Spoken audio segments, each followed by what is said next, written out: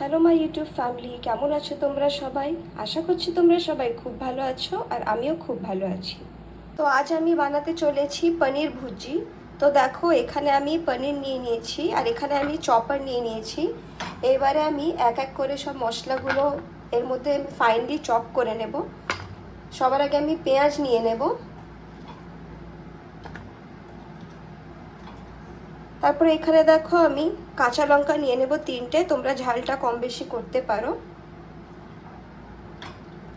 তারপরে এখানে আমি আদার এখানে ছোট্ট টুকরো একটা নিয়ে নেব, ছোট্ট পিস নিয়ে নেব।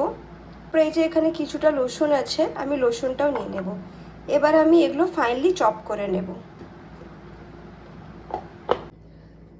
এই যে দেখো, ফাইনালি আমি চপ করে নিয়েছি। এবারে আমি টমেটো দিয়ে দেব। আপনারা টমেটো কম বেশি করতে পারেন, যদি আপনারা চান যে আরও টমেটো অ্যাড করব সেটাও দিতে পারেন। দিলে কিন্তু ভালো লাগবে খেতে, একটু সামান্য টক টক হবে।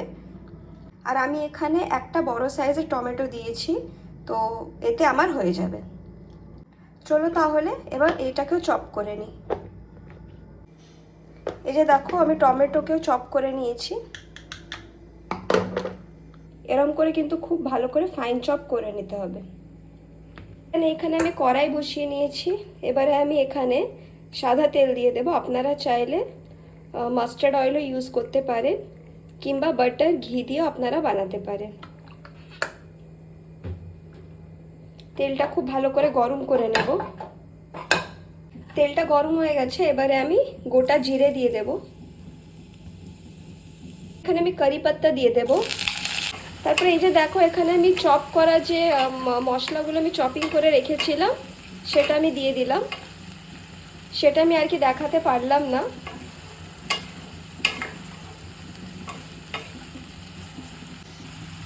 এবারে এখানে কিছু গুঁড়ো মশলা আমি অ্যাড করব। তো সবার আগে আমি এখানে নুন দেব, সবথেকে ইম্পর্টেন্ট যেটা, আমি সল্ট দিয়ে দিলাম। দেন অল্প একটু জিরে গুঁড়ো দিয়ে দেব। তারপর এখানে ধনে গুঁড়ো দিয়ে দেব আর সামান্য একটু হলুদ দেব, খুব বেশি দেব না, একদম অল্প করে দেব। এবার আবারও কিন্তু খুব ভালো করে মিক্স করে নেব। যে এখানে পনিরটা দেখছো, আমি পনিরটাকে গ্রেট করে নেব। এই যে গ্রেডার আছে, আমি এটার মাধ্যমে গ্রেট করে নেব। এই যে দেখছো, পনিরটাকে আমি গ্রেট করে নিয়েছি এরকম করে। বাট আমি এখানে গ্রেট করার পর দেখছি এটা একদম অনেক বেশি সরু হয়ে যাচ্ছে, তো এরকম করে ভালো লাগবে না। তো সেই জন্য আমি হাতের সাহায্যে এরকম করে একটু একটু করে ভেঙে দেব।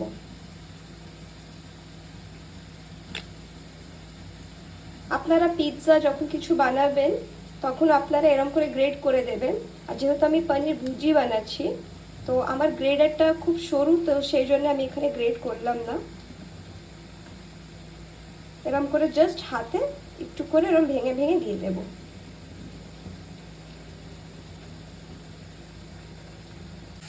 এখানে মশলাটা খুব ভালো করে ভাজা ভাজা হয়ে গেছে, সফট হয়ে গেছে আর এখানে লাল লাল হয়ে গেছে। এবারে যে এখানে পনিরটা আমি হাতের সাহায্যে একটু ভেঙে রেখেছিলাম সেটা দিয়ে দেব।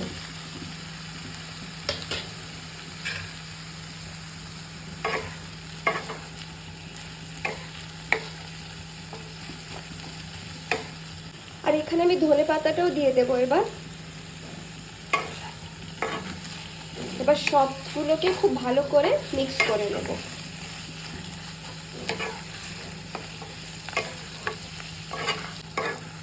এই যে দেখছো, পনির ভুজি অলমোস্ট রেডি হয়ে গেছে।